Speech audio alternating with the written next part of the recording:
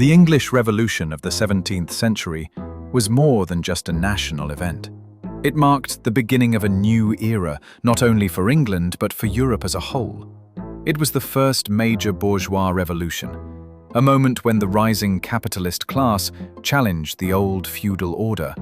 Its victory meant the triumph of new values: private property over feudal landholding, free competition over guild restrictions, enlightenment over superstition, and individual initiative over passive obedience. But while the revolution brought progress, it did not end exploitation. It only shifted power from feudal lords to a new ruling class, the bourgeoisie. Still, the ideas born during this revolution inspired struggles against absolutism across Europe. And at the heart of it all were ordinary people, the masses, whose actions pushed events forward, even if they did not fully enjoy the fruits of victory.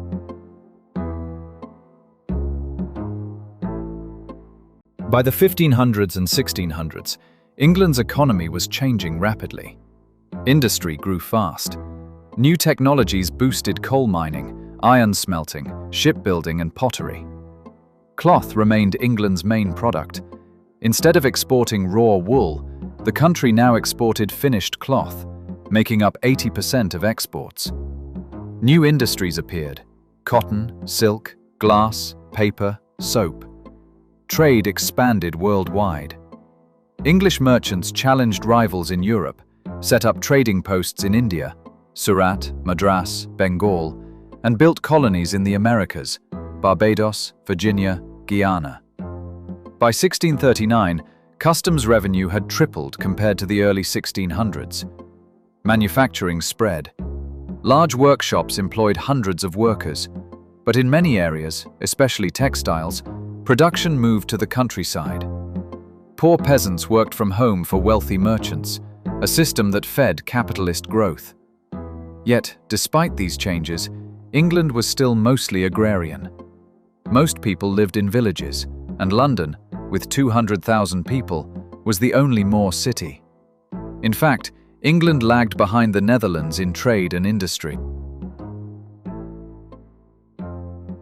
English society looked simple: clergy, nobility, and commoners.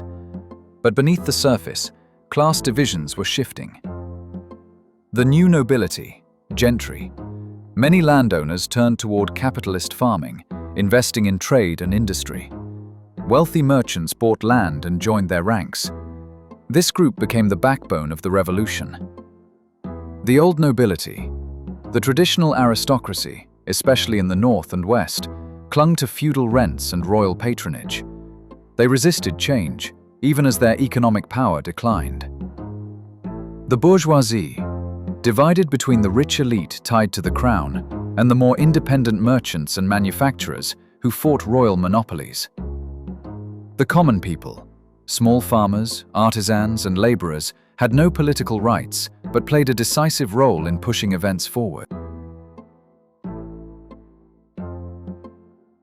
Religion was central to the revolution. The Anglican Church, tied to the monarchy, was seen as corrupt and oppressive. The Puritans, inspired by Calvinist ideas, wanted to strip away Catholic rituals and simplify worship. But Puritanism was more than religion. It carried political meaning. It argued that authority came from the people, not from God's will alone. If a king broke the contract with his subjects, the people had the right to resist, even to overthrow him. Moderate Presbyterians sought reform within the church, while radical independents pushed for full local autonomy. From these circles came revolutionary ideas that would fuel the struggle. When the Stuart dynasty came to power, starting with James I, 1603 to 1625, tensions exploded. James imposed monopolies that enriched his favorites but strangled free trade. He cracked down on Puritans, driving many to flee to the Netherlands or North America. In foreign policy, he angered the bourgeoisie by making peace with Catholic Spain, England's old rival, instead of supporting Protestant allies. His son, Charles I, was even more stubborn. He dissolved Parliament multiple times, raised taxes illegally, and ruled without Parliament for 11 years, 1629 to 1640. Harsh censorship, persecution of Puritans, and new taxes like ship money fueled mass resistance. By the late 1630s, crisis was everywhere. Peasants protested enclosures, tearing down fences that had stolen common land. Workers rioted in cities, angry over low wages and rising prices. Puritans faced brutal repression, leading thousands to migrate to America. Parliament clashed with the king, demanding limits on his power. The final straw came when Charles tried to impose the Anglican service on Scotland in 1637. The Scots rebelled, and the king's army collapsed. Broke and desperate, Charles was forced to summon Parliament in 1640. This was the beginning of open revolution. In the autumn of 1640, England plunged into a political crisis. Against this backdrop, a new parliament was summoned, later called the Long Parliament, because it stayed in session for 13 years. For the first time in history, Parliament became the beating heart of the struggle against the king and his absolutism.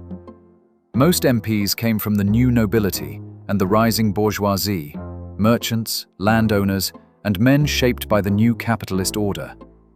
Their mission was clear: break the power of the feudal lords and set England on the tracks of modern bourgeois development.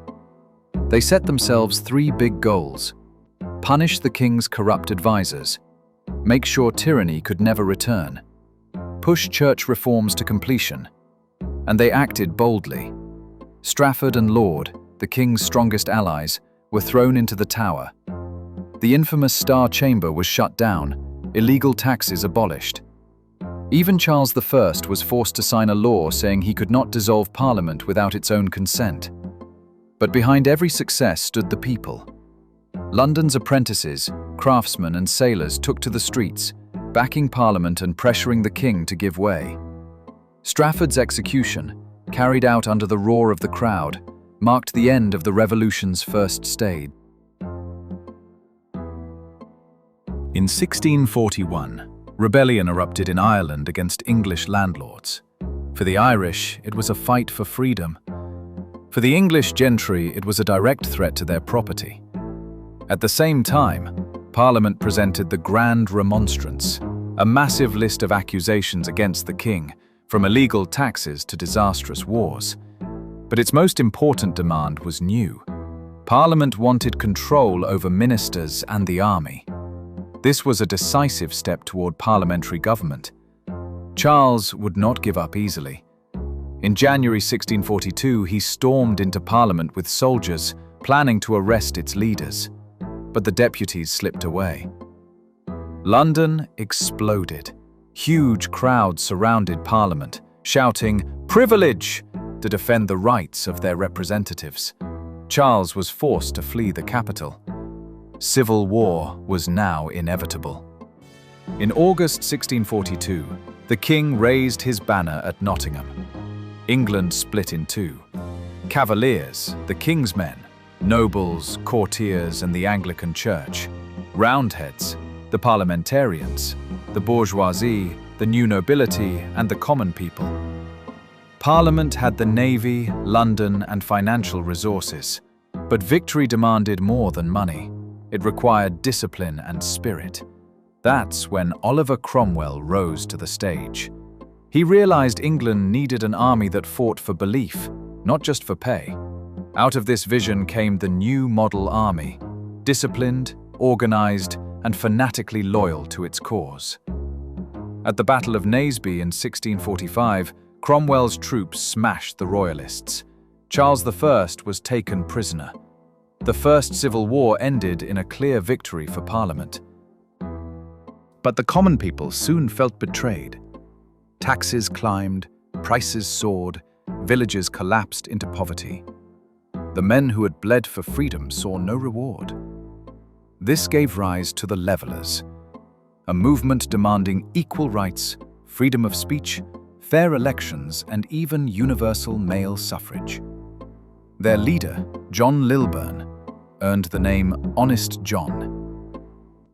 Many soldiers in Cromwell's army, mostly peasants and artisans, sided with these ideas. They didn't want to die for new chains. They wanted true liberty.